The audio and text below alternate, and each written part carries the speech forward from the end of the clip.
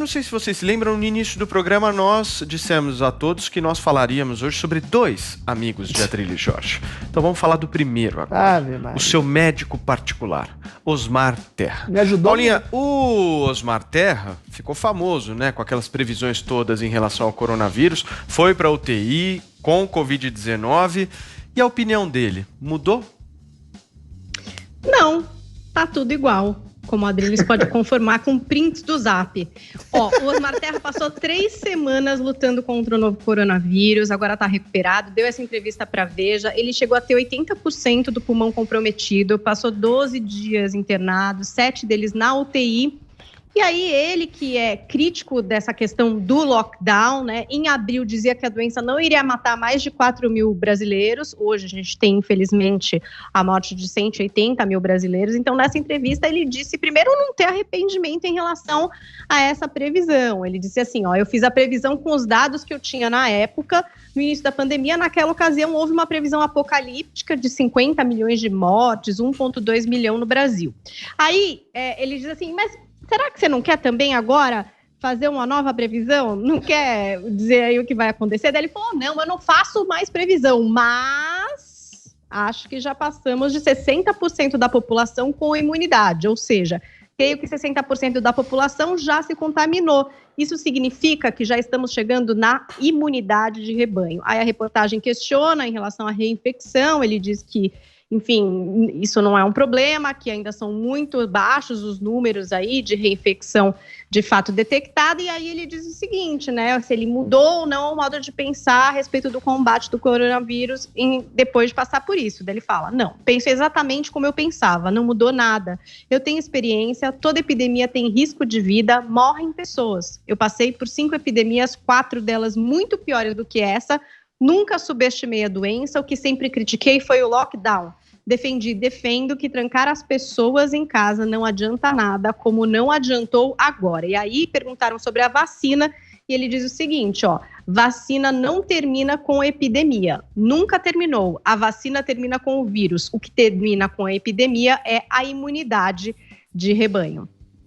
Muito bem, Joel, o Osmar sempre defendeu o isolamento das pessoas do grupo de risco, né? Você concorda com ele, sim ou não? E se isso tivesse sido feito no Brasil, como é que a gente estaria agora?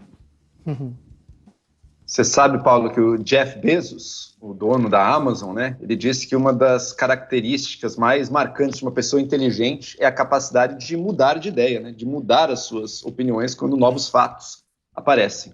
Osmar Terra, com fatos 100%, 180 graus de diferentes com relação ao que ele tinha previsto, não mudou de ideia, acha que está tudo igualzinho. Ele previa em abril menos de 1.000 mortes e falou o seguinte, estou fazendo uma previsão que pode me desmoralizar. Senhor deputado Osmar Terra, você foi, eu diria, desmoralizado. Estamos aí com mais de 180 mil mortos por coronavírus no Brasil.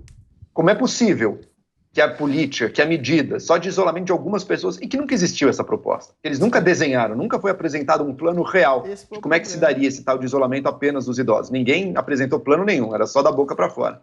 Mas como é que um plano que ele julgava que era o melhor, prevendo, na época em que ele previa que a gente não passaria de 1.000 mortes, como é que ele pode achar que esse plano ainda é o melhor, sendo que a gente sabe que foram 180 mil mortes, talvez a gente chegue no total aí até conseguimos vacinar as 200 mil mortes. Como é que ele continua falando de imunidade de rebanho, se ele falava de imunidade de rebanho desde maio? Ele achava que a pandemia ia ter acabado por maio. O cara não para de repetir a mesma coisa. Que elogiou Milão, elogiou Suécia, os países que já reverteram tudo. Enfim, gente, não dá para acreditar, não dá para levar a sério alguém que fique repetindo as mesmas coisas, sendo que a realidade o contradisse de forma tão absoluta, tão total, tão devastadora, todas as teses que ele sustentou. Sabe por quê? Porque o interesse dele não é chegar a medidas realmente boas, é defender um lado político da história. Ele tem um lado político, e esse é o que vai falar mais alto acima de qualquer fato, acima de qualquer dado, acima de qualquer descoberta, acima até mesmo da descoberta que ele fez em si mesmo, né? Ele era alguém que defendia também que não era grave, que tem o tratamento precoce. Ele foi parar na UTI, gente. Ele passou perto. Ele nunca disse Foi muito grave a doença com o deputado Osmar Terra. Enfim, ele, infelizmente, não aprendeu lição nenhuma, é da vida, né? nem todo mundo está disposto a aprender, a evoluir, a melhorar. Joel. Eu não tenho problema nenhum com quem erra, mas eu acho que se negar a aprender, aí sim eu acho um grande problema. Ok, Adriles, eu repito a pergunta que eu fiz para o Joel. O Osmar Terra sempre defendeu o isolamento dos grupos de risco. Você concorda sim ou não com ele? E se nós tivéssemos feito isso, como é que nós estaríamos agora? Muito, mas muitíssimo melhor. Nunca houve na história de todas as epidemias e pandemias um isolamento radical, total, sem critério, sem lógica, sem logística, de maneira completa, absoluta. Primeiro eram 2 semanas, depois 4 semanas, depois 6 semanas, depois 3, 4 meses. Às vezes em lugares que o vírus sequer tinha chegado.